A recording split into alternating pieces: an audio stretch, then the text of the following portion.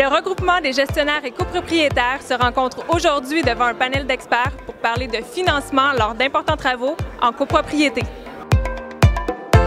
Maître Jolicoeur, pouvez-vous nous parler du sujet de la conférence d'aujourd'hui?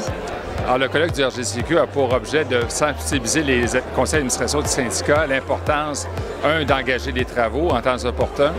Deuxièmement, de comment bien faire la chose en termes de décision. On prend un exemple, le conseil d'administration peut parfois prendre certaines décisions alors que l'Assemblée générale a d'autres pouvoirs.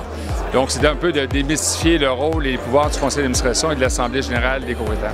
L'autre chose aussi, c'est que les copropriétaires se demandent est-ce qu'on est tenu de faire des travaux? L'objectif, c'est de leur expliquer qu'effectivement, ils étaient tenus pour assurer le maintien de l'actif, de faire des travaux en temps opportun, de prévoir, dans le fond, un fonds de prévoyance suffisamment garni pour faire face aux dépenses lorsqu'elles sont requises. Et même, on a actuellement un prêteur qui offre un produit pour justement accompagner les copropriétaires s'ils ont besoin d'avoir des fonds pour engager les travaux.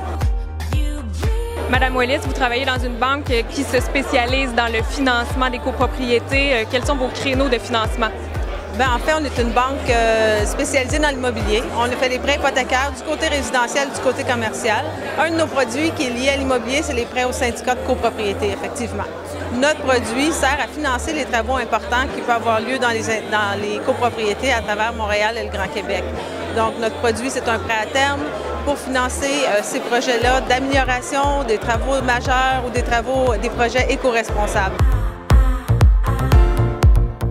Monsieur Bourassa, pouvez-vous nous parler de ce que vous avez parlé en conférence aujourd'hui? Oui, bien, on va parler des déboursés progressifs, c'est-à-dire quand on fait faire des grands travaux, on veut s'assurer que tous les intervenants sont payés dans le bon temps et s'assurer qu'on n'a pas ce qu'on appelle d'enregistrer sur l'immeuble des hypothèques légales.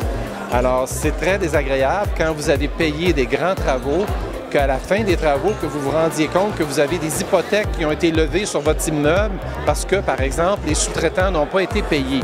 Alors, c'est normal, le Code civil confère à ces intervenants une protection pour les travaux, une protection financière aux travaux qu'ils font sur l'immeuble, mais c'est aux gestionnaires, aux architectes, aux ingénieurs de s'assurer que tout le monde est payé dans le bon temps et qu'à la fin des travaux, qu'il n'y ait pas d'hypothèque légale d'enregistrer sur l'immeuble.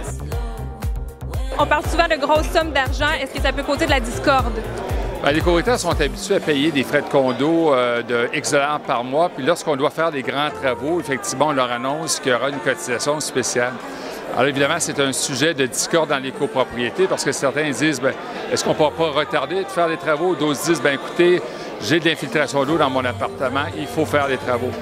Donc, effectivement, c'est un sujet de l'heure, l'importance d'engager les travaux en temps opportun, mais également de faire comprendre aux copropriétaires la nécessité d'assurer la conservation de leurs bâtiments, faute de quoi les assureurs ne voudront plus les assurer.